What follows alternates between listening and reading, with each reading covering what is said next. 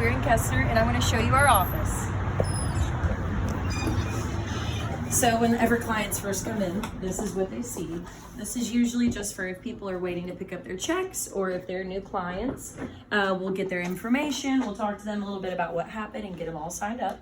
Over here is where I work. I answer all the phones and take all the new clients. And I also do a lot of our marketing. Over here, we have our conference room.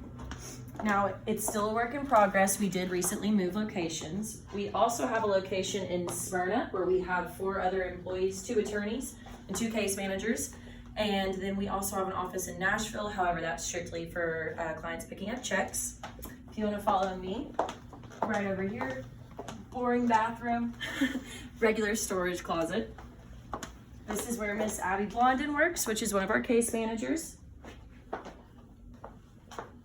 And then lastly, I'll introduce you guys to Joe Weir.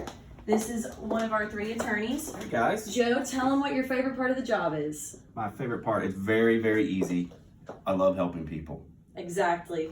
You guys, if you ever want to become an attorney or anything like that, feel free to let us know if you have any questions.